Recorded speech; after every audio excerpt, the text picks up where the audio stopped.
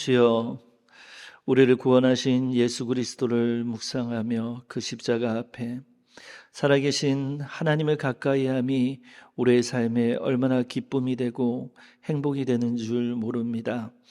세상에 우리를 낙심하게 하는 일이 너무나 많고, 우리를 좌절하게 하는 일 너무나 많고, 우리의 마음 가운데 하나님을 사랑하고 이웃을 사랑하기보다 내 자신을 더욱더 사랑하기를 열망하는 이 세상 가운데 하나님, 잘못된 것을 항상 우리로 하여금 말씀으로 견책케 하여 주시고, 우리로 하여금 주의 자녀로, 주의 성도로, 주의 동역자로, 주의 전도자로 우리를 불러주심을 감사드립니다. 하나님, 우리가 누리고 있는 이 모든 영광을, 이 구원의 기쁨을, 이 구원의 소식을 우리만 누리는 것이 너무나 마음에 찔리고, 그리고 하나님 아버지의 말씀 앞에 우리가 온전히 우리만 누린다면 우리가 온전히 설 수 없음을 우리가 알기에 주님을 붙잡으며 이 시간 전도대 앞에 나왔습니다. 주님, 우리와 같이 우리가 오늘 나갈 때 주님 영혼을 붙여주시고 우리의 마음을 사용하여 주셔서 진실되이 그들에게 예수님과 같은 방식으로 그들의 말에 경청하며 그들의 생각 가운데 함께하며 하나님 그들과 함께 되어가며 무엇보다도 그들과 또한 거룩함에 있어서 우리가 다름을 증인된 삶을 증인된 자로서 복음을 전할 수 있는 시간들이 되게 하여 주셔서 그들이 우리의 삶을 흠모하게 하여 주시고 그들이 우리가 믿고 있는 예수님에 대한 관심이 있게 하여 주시고 그들이 세상의 어떠한 것보다도 하나님이 가장 아름답고 가치 있음을 깨달아 하는 그러한 은혜를 누리게 되기를 소원합니다. 우리에게 하나님 아버지 힘과 능력을 주시고 또한 강건함을 허락하여 주셔서 우리의 발걸음이 사슴의 발과 같이 가볍게 하여 주셔서 우리가 지치지 않고 기쁨으로 오늘 하나님이 붙여주신 영혼 가운데 나아가게 하여 주시고 하나님의 역사를 보게 하소서.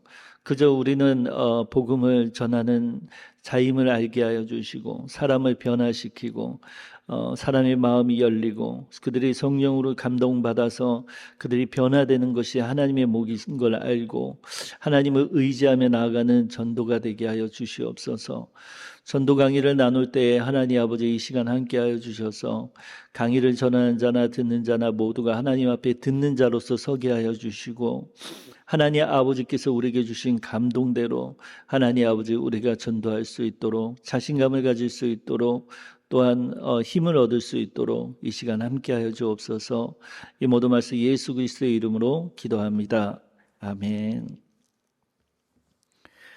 네, 사랑하고 축복합니다.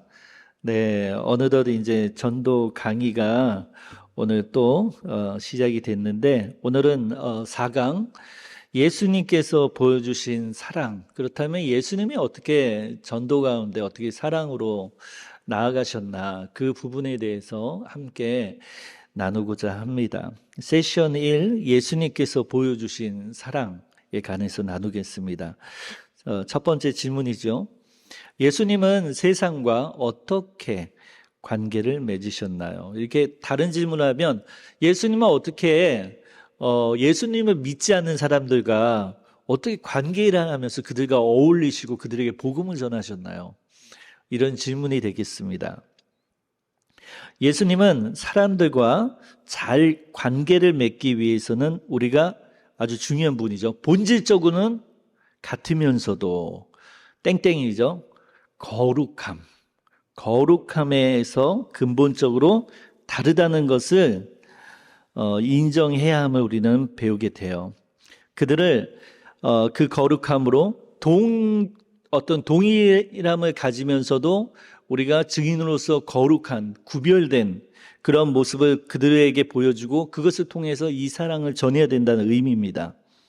사람들과 동일시한다는 게 그렇다면 무슨 의미냐? 예수님이 예수님을 믿지 않는 자들에게 다가갈 때 어떻게 다가갔죠? 그들과 연대하려고 하셨죠. 연대를 한다는 건 함께 무슨 일을 하려고 하는 거죠. 하나됨을 의미합니다. 예수님은 그들과 연대하고 그들을 연민으로 바라보셨죠. 연민. 어떤 마음이죠? 하나님의 긍휼하심이죠. 그들을 불쌍히 여기시는 거죠. 무엇을 불쌍히 여깁니까? 그들이 진리를 알지 못함에, 그들이 진리를 알지 못함에 구원에 이르지 못한 상태를 보고 그것을 안타깝게 여기셨죠. 그것이 바로 예수님의 연대와 연민이라고 할 수 있습니다. 예수님은 그들과 함께 걷기를 원하셨어요. 그래서 이스라엘 곳곳을 전국을 누비고 다니시잖아요. 그죠? 제자들과 함께 누비시면서 그들에게 누군가는 복음을 전하고 누군가는 안 전하고 그러지 않았죠. 어느 동네를 가서나 먼저 그들과 함께 하려고 하셨습니다. 예수님 당시 사람들은 거룩한 사람은 회당에서만 찾을 수 있다고 여겼어요. 회당. 유대인들이 모여서 하나님께 예배드리는 장소가 회당이죠. 유대인들이 모인 곳은 어느 곳이든지 회당이 있었어요. 심지어 이스라엘 땅이 아닌 이스라엘 땅을 벗어난 디아스포라 유대인들이 모인 곳에도 반드시 회당이 있었죠. 유대인들에게 있어서 거룩함은 바로 회당이고 회당에서 발견할 수 있는 사람이에요. 하지만 예수님의 사역은 어떻습니까? 예수님께서 회당에서도 복음을 선포하셨지만 동시에 어떻게 했습니까? 시장과 그리고 예수님을 믿지 않는, 어떻게 보면 다른 사람들의 눈에는 천민과 같이 여겨지는, 죄인과 같이 여겨지는 자들과 함께 저녁 식사를 함께 하셨습니다. 예수님은 내게로 오라가 아니라 어떻게 하셨죠? 그들에게 가라는 접근 방식을 사용한 거죠. 신선하지 않습니까? 유대인들이 하나님을 찾기 위해서는 회당을 가야만 했죠. 그죠? 회당에서 하나님을 만나야 되고, 회당 안에서 회당 중심으로. 그런데 예수님은 어떻게 하십니까? 회당을 벗어나서 복음이 필요한 자들에게 직접 찾아가셨죠. 이거 정말 기적적인 일 아닙니까? 감동적인 일 아니에요? 예수님은 하나님의 아들 인자, 또한 인간의 몸으로 이 땅에 오신 분이면서 동시에 하나님의 아들이시고 참 신이시잖아요. 신이 인간에게 먼저 다가갔다는 거예요. 그러니 역사와 기적이 안 일어나겠어요? 그죠? 일어나는 거죠. 어떤 종교를 찾아보더라도 어떤 도를 깨달아서, 어떤 득도를 해서, 어떤 그 신을 깨달음을 통해서 인간이 더 높은 반열로 올라간다는 걸 추구한다면 우리 기독교는 그런 종교의 범주에 들어가지 않죠. 우리가 믿고 있는 살아있는 신, 인간이 만든 신이 아닌 하나님은 우리에게 직접 다가오셨어요. 우리가 예수님을 어떻게 믿게 됐나요? 내가 잘나서 예수님 믿은 사람이 있어요? 처음부터? 제 이야기를 잠깐 하자면 저희 할머니 때부터 이제 신앙이 시작됐어요. 저희 집안은. 저희 어린 자녀들까지 하면은 벌써 이 복음이 이어지고 있죠. 물론 이 아이들이 지금은 부모의 신앙에 의지해서 자라고 있지만 어느 나이가 되면은 본인들의 신앙을 고백해야 될 때가 오겠죠. 저희 할머니 때부터 이 신앙이 시작되었고 그 당시에 정말 복음 전하는 자들을 통해서 교회에 가게 된 거예요. 교회에 이끌림을 받아서. 그러니까 그곳에서 하나님을 만난 거죠. 십자가에 달리신 예수님을 만난 거죠. 그리고 부활하신 예수님을 만났고, 그리고 그것이 너무나 감격스러워서 저희 할머니는 평생 교회에서 전도하고 신방하고 그리고 기도원 다니고 이것을 평생 하셨어요. 그래서 어떻게 보면은 가정을 잘 돌보시는 것을 못하실 정도로 완전히 헌신되어서 하나님의 일을 하는데 기쁨으로, 근데 돌아가실 때까지 그런 일을 하셨어요. 그래서 저희 작은아버지가 이제 목회를 전국에서 하고 계세요. 전국에서 하고 계신데 그곳에서 이제 저희 할머니께서 밤중에, 새벽 중에 주무시다가 돌아가셨어요. 주무시다가 하나님의 부르심을 받았어요. 할머니의 기도가 늘 전 기억나요. 어렸을 때부터. 할머니가 저를 늘 안고 기도해주고 기도원 다니고 그랬거든요. 할머니가 늘 기도 제목 중에 하나 이거였습니다. 잠자다 하나님의 부르심 받게 해달라고. 그 기도였어요. 그 기도가 응답되는 순간을 보았습니다. 예수님의 복음을 받아들이고 그 구원을 진실로 믿는 자의 마지막의 모습은요, 두려움이 없습니다. 죽음에 대한 두려움이 없어요. 저희 어머니가 이제 복지관에서 노인들 어르신을 돕는 일을 하고 계세요. 수유 쪽에서. 치매 어르신들이에요. 그러니까 저희 어머니가 가장 자주 마주하는 건 죽음입니다. 죽음. 저희 어머니가 직접 저한테 얘기해 주시는 거예요.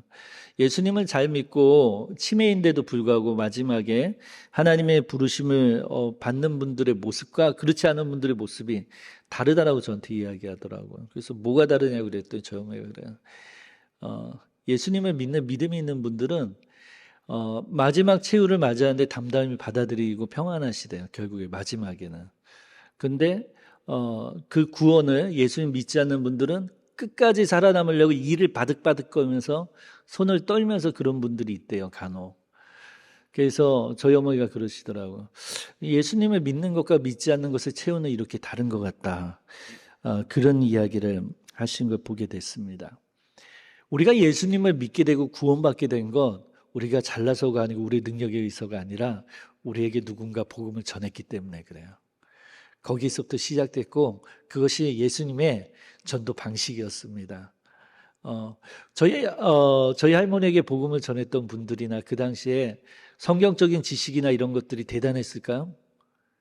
아니잖아요. 그죠? 거의 체험적인 신앙을 가지셨고 어떻게 보면 성경 지식에 의해서는 지금 세대와는 비교할 수 없을 정도로 빈곤한 자료만 있었을 거예요. 훈련받는 것도 마찬가지고. 하지만 예수님의 복음을 전하는데 문제가 전혀 되지 않았어요. 왜? 예수님의 방식대로 그들이 만난 하나님을 그대로 전했기 때문에, 찾아갔기 때문에 가능했습니다. 예수님은요, 결혼식과 연회에 참석하셨고 부정한 것으로 여겨지는 죄인들과 함께 식사를 하는데 두려움이 없으셨어요. 사람들의 말을 주의 깊게 듣고, 그리고 중요한 게 있죠. 반드시 질문을 하셨어요. 질문. 그리고 치유에 대한 그들의 요구에 응답하셨고, 그리고 항상 대화 상대방을 이해하려고 노력하신 분이 바로 우리 예수님이십니다. 그런데 이게 바로 동일시한다는 의미예요. 동일시한다는 거. 그런데 다른 사람들과 동일시한다는 것이 그들과 섞이는 것과는 달라요. 이게 아주 오늘 중요한 핵심이 될 수 있는데요. 오늘날 우리가 복음의 능력을 우리 교회들이 잃어버린 이유 중에 하나가 뭐냐면 많은 분들이 그런 이야기를 하죠. 예수님을 믿는 자 믿지 않는 자 별반 차이가 없는 것 같아. 그리고 진짜 교회 다니는 사람들도 내가 진짜 신앙이 있는 건가 없는 건가 고민을 할 정도로 별반 다르지 않는 자기 자신을 발견하기도 합니다. 한 번은 제가 이제 저는 이제 목회자이다 보니까 이제 집을 자주 이사하죠. 신혼을 이제 시작했을 때 강북 쪽에서 시작을 했어요. 강북 쪽에서 시작을 했고 창동에서 임대 아파트에 들어가게 월세로 시작했어요. 월세로. 제 아내가 처음에 깜짝 놀라더라고요. 결혼을 하고 이제 집을 구했는데 이제 월세라니까 놀래더라고요. 당신 정말 진짜 월세? 농담하는 거 아니야? 저한테 그러더라고요. 그랬던 기억이 있어요. 근데 제 아내가 참 착하죠. 그런데도 불구하고 같이 월세 생활을 시작했어요. 정말 작은 임대 아파트, 10평도 안 되는 8평 남짓하는. 근데 그곳에서 이제 목회지로 옮기면서 이사를 할 때 정산하면서 이제 문제가 생겼어요. 집주인하고. 뭐냐면은 몇십 원 차이가 난다는 거예요. 이제 수도세하고 이거하고 다 계산하잖아요. 마지막에. 그죠? 정산을 했는데 지금 현재 가격하고 저희가 정산 마지막 한 가격이 다르다라는 거야. 한 몇십 원이. 그러다 보니까 이제 그 부분에 있어서 이제 보증금을 이제 돌려주는 것을 이제 주저하시더라고요. 그래서 그럼 제가 그랬죠. 그거 그냥 현금으로 드리겠다고. 그랬더니 또 막 무슨 이야기를 하세요. 그러면서 결국 그분하고 그 집주인하고 부동산 하신 분하고 싸움이 나더라고요. 옆에서. 싸움이 나더라고요. 그런 것 가지고 이제 한다고. 근데 결국 이제 그분이 이제 이야기하는 게 저한테 제가 이제 좀 목회자인 걸 드러내지 않고 잘 들어드렸죠, 옆에서. 아, 그렇습니까? 아, 그렇습니까? 아, 저희가 정산을 좀 더 정확하게 했어야 됐는데 하면서 말씀을 드렸죠. 그런데 이제 그분이 나중에 이야기하더라고요. 마음이 좀 풀리는지, 이제 본인이 교회 안수 집사라고 이야기하시고, 옆에 사모님도 같이 오셨는데, 지금 교회 봉사 가야 된다고. 빨리 해야 된다 그 얘기를 하더라고요. 제가 이제 이 이야기를 드리는 것은 우리가 다른 사람들과 동일시하고 그들과 함께 어울리지만 잊지 말아야 될 건 우리 거룩성이에요. 우리 예수 믿는 자들이 어떻게 세상 속에서 교회를 떠나서 밖에서 어떻게 살아가야 되는지 구별된 증인으로서 다른 사람들에게 선이 돼야 됩니다. 좋은 영향력을 미쳐야 돼요. 이제 어제 신방에 있을 때도 한 권사님이 이제 집을 옮긴 가정 이야기를 들었는데 정말 모범적인 이야기였습니다. 진짜 오히려 집주인을 배려해서 모든 것들을 이사하는 것과 모든 것들을 다 배려해서 했던 우리 그리스도인들은 그런 모습들이 있어야겠죠. 그것이 바로 거룩함이고 우리의 증인된 그들과 다른 중요한 요소입니다. 그래서 신앙 따로 내 삶 따로 돼서는 안 돼. 그럼 전도가 된다 안 된다? 안 된다라는 이야기를 하고 있는 겁니다.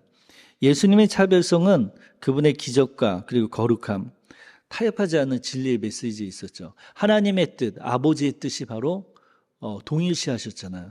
예수님의 뜻과 우리가 복음을 전해야 하는 자들은 정말 그 복음에서 멀리 떨어진 자이고 그들에게는 사랑이 필요한 자고 그들에게는 예수님의 연민과 그리고 연대함 그 하나됨의 기쁨을 누려야 할 대상입니다. 그들에게 다가가기 위해서 우리는 무엇보다 동일시하면서도 그들과 다른 증인된 차별된 거룩한 하나님의 말씀의 뜻에 그 뜻을 지키며 이 세상 가운데 살아가는 모습을 그들에게 보여줘야 돼요. 우리에게 주어진 도전은 예수님처럼 세상 속으로 들어가서 하나님의 백성으로서 정체성을 지키면서 주변 사람들과 동일시하는 모습이에요. 그래서 동화가 아닙니다. 결코 세상 사람들과 똑같이 동화되는 게 아니라 그들과 같은 마음과 그들과 함께하면서 연대하면서 연민하면서 동시에 그들과 다르다는 것을 거룩함을 통하여서 차별성을 드러내는 증인으로서 살아야 되는 거예요. 그래야지 전도가 되는 겁니다. 자, 두 번째, 예수님은 어떻게 사랑을 보이셨나요? 사랑은 땡땡하고 조작적이지 않다. 뭡니까? 진실입니다. 사랑은 진실하고 조작적이지 않습니다. 예수님은 제자들과 함께 있을 때뿐만 아니라 바리새인이나 비판자들과 대할 때도 항상 진실하였습니다. 그러니까 뭔가 뒤에 숨겨진 의도를 갖고 다가가지 않았다는 거야. 음흉하지 않았다는 거야. 음흉하지 않았다는 겁니다. 예수님은 개인적인 이익을 위해서 말씀을 사용하거나 언어를 조작하지 않으셨어요. 예수님은 대화하는 사람들의 경험과 관심사와 관련된 언어를 사용하셨고 예수님은 진부한 표현이나 어떤 패턴, 공식적인 것들을 사용하지 않으셨어요. 믿지 않는 모든 사람들에게 딱 맞는 그의 대상에 맞는 복음과 말씀을 그들에게 맞게 전하셨어요. 많은 비유와 그런 것을 통해서 천국의 복음을 또한 전하셨죠. 사실 예수님은 두 번이나 같은 방식으로 말씀하신 적이 없어요. 잘 찾아보면. 메시지의 본질은 항상 같았지만 같은 방식으로 말씀하지 않으셨어요. 이것은 무엇을 의미할까요? 예수님은 사람에게 관심이 있으신 거예요. 진심으로. 진실되게 그들에게 다가가기 원했고 그들의 필요가 무엇인지 그들의 인생 가운데 질문이 무엇이고 그 답을 주시고자 예수님은 그들에게 맞게 복음을 전하셨다는 거예요. 그 말은 뭐냐? 그들을 진실로 사랑하셨다는 거예요. 그들을 진실로 사랑하셨다는 거예요. 사랑하지 않는데 어떻게 그들의 말을 경청할 수 있습니까? 그죠? 사랑하지 않는데 어떻게 그들의 환경에 맞추어서 복음을 전하고자 그렇게 애쓰실 수가 있겠습니까? 예수님의 성경편에도 보면 복음을 곳곳에 전하시면서 피로해 보이시는 모습을 볼 수 있죠. 그럼에도 불구하고 예수님이 쉬지 않으셨어요. 예수님이 사랑이고 하나님의 사랑입니다. 때때로 우리 신자분들을 보면 이런 얘기하시는 분들이 있죠. 나는 예수님처럼 사람들을 사랑하려고 노력하지만 그들을 개종시키거나 어떤 A 지점에서 B 지점으로 옮기려고 하지 않아요. 이 말은 뭐냐면 예수님처럼 사람들을 사랑하고 노력하지만 그들을 개종시키기 위해서 A에서 B 지점으로 의도적으로 어떤 뒤에 숨겨진 의미를 갖고 하지 않습니다. 이런 말이죠. 예수님은 그런 분이 아니셨어요. 예수님은 이런 말씀하셨죠. 누가복음 19장 10절에 인자가 온 것은 잃어버린 자를 찾아 땡땡 뭡니까? 구원하려 함이니라. 예수님에게는 분명한 목적이 있었어요. 그 목적을 이루기 위해 십자가로 가는 길을 피하지 않으셨습니다. 예수님은 사람들이 하나님과 화해하는 것을 보고 싶어 하셨기 때문에 자신의 목적을 어떤 의도성을 갖고 숨기지 않으셨어요. 사랑스럽고 거룩한 목적을 가지고 사는 것은 사람들을 조종하거나 어떤 교회의 어떤 전도 프로그램의 어떤 프로젝트에 어떤 교세를 불리기 위한 어떤 숨겨진 의도를 갖거나 그러기 위해서 속이거나 그런 일이 절대 아닙니다. 우리도 지금 전도 집회를 하고 있잖아요. 우리가 이렇게 애를 쓰는 것은 진실되게 그들에게 복음이 필요하고 그들에게 진실되게 그 복음을 통하여서 그들의 삶이 구원받기를 원하는 숨기지 않은 분명한 목적과 목표가 있습니다. 오랜 사람들이 그리스도께 나오고 신앙에 대한 관심을 가지고 그리고 그들이 복음을 통하여 변화되기를 진실로 원해서 복음을 전하는 것입니다. 이는 예수님께서 우리에게 명령하신 일이고 하나님은 사람들을 사랑하시고 또한 하나님께서는 모든 사람들에게 이 복음을 전하기 원하시는 것이 그 하나님의 사랑의 마음이세요. 바울이 데살로니가 교회를 향해 이런 말을 했죠. 우리가 이같이 너희를 사모하여 하나님의 복음뿐 아니라 우리의 목숨까지도 너희에게 주기를 기뻐함은 너희가 우리의 사랑하는 자 됨이라. 땡땡. 뭐예요? 사랑. 하나님은 사랑하세요. 이 교훈을 일상생활에 어떻게 적용할 수 있을까요? 질문. 우리는 매일 하나님께 하나님이 일하시는 것을 보여달라고 기도해야 돼요. 하나님이 지금 사역하시고자 원하시는 것, 하나님이 영혼 구원하시고자 원하는 것을 저희에게 보여주세요. 그리고 하나님이 찾는 사람들에게 우리가 다가가게 해주시고 그들을 우리에게 인도해 주세요. 우리의 믿음을 나눌 기회를 놓치지 않도록 주님 도와주세요. 어떻게 합니까? 기도할 수 있어야겠죠. 땡땡 기도. 이러한 기도는 우리에게 아주 매력적인 삶의 방식, 기독교인의 다른 사람들과 구별된 아주 매력적인 삶의 방식을 우리에게 알려줄 뿐만 아니라 우리의 신앙과 우리의 영적 감정을 더욱더 풍성하게 만드는 데 도움을 줍니다. 사람들의 대화에 주의를 기울이고 그들의 말을 경청함으로써 우리는 그들에게 관심을 기울이고 우리의 신앙을 나눌 수 있는 기회를 더 많이 만들 수 있는 거예요. 자, 오늘은 여기까지 전하도록 하겠습니다. 기도하겠습니다. 사랑이 많으신 하나님 아버지, 오늘 전도 강의를 통하여서 예수님이 어떻게 사람들과 동일시하며 그들을 연민하며 또한 그들 가운데 연대하시면서 또한 거룩함으로 그들을 통하여서 복음을 통하여 그들을 변화시키기 위해서 나아가는 모습을 짧게 나누었습니다. 주님, 우리가 전도하는 우리의 모습을 생각해 봅니다. 우리가 어떤 숨겨진 의도를 갖고 또한 교회 프로그램에 의해서 전도하는 것이 아니라 진실로 전도할 기회가 있을 때에 주님이 하셨던 것과 같이 우리의 기쁨을 가지고 우리가 그들에게 어떤 숨겨진 의도를 갖지 않고 그들에게 진실되이 거룩함으로 또한 그들과 하나 되어 그들 가운데 복음을 전하기 원합니다.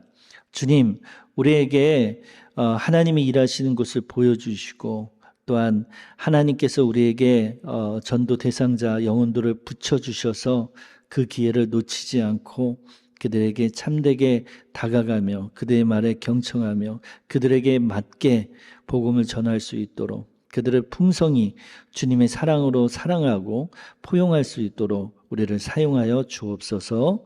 이 모든 말씀 예수 그리스도의 이름으로 기도합니다. 아멘.